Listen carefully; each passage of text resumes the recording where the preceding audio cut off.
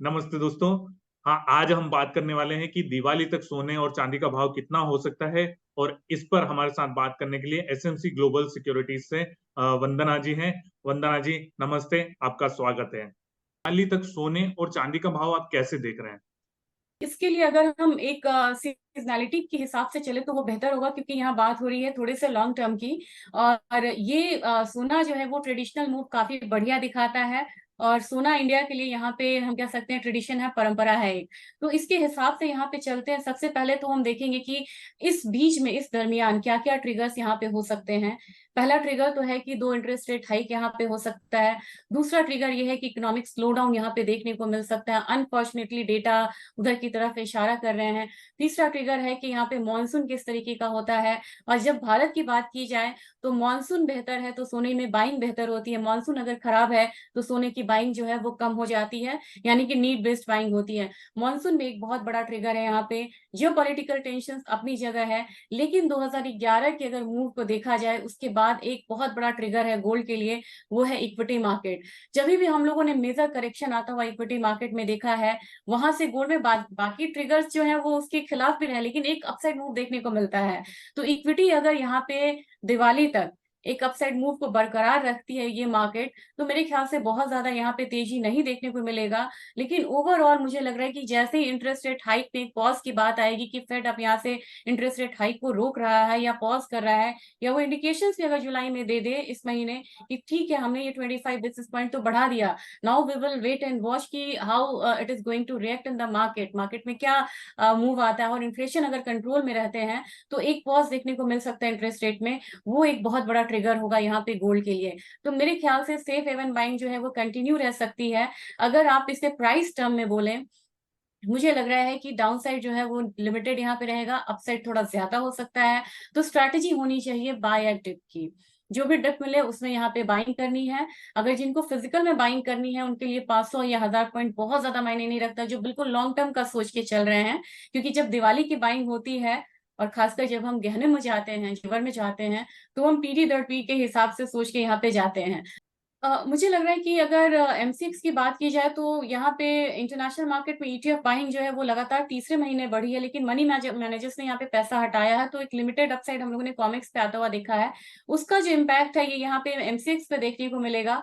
नीचे की तरफ 57,000 मुझे लग रहा है कि एक डिप मिल सकता है, 57,000 से 57,500, और इस रेंज में बाइंग करनी चाहिए। दिवाली तक मुझे 62,000 लग रहा है गोल्ड का। लेकिन सिल्वर की बात की जाए तो सिल्वर बहुत स्ट्रॉन्ग मूव देती है और बहुत क्विक मूव इसमें देखने को मिलता है।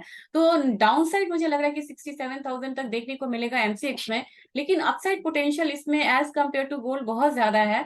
मुझे लग रहा है कि दिवाली तक हो सकता है एक बार हम 76,000 तक का भी मूव आता हुआ यहाँ पे देखें।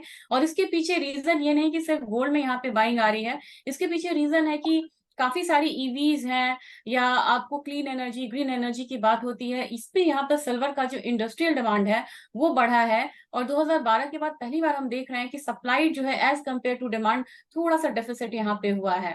तो सिल्वर में तेजी बनेगी ज्यादा। तो गोल्ड में भी यहाँ पे आप निवेश कर सकते हैं, लेकिन जिनको बिल्कुल क्विक और स्ट्रॉन्ग रिटर्न चाहिए उनको मैं रिकमेंड करूंगी कि आप यहाँ पर सिल्वर में बाइंग करिए।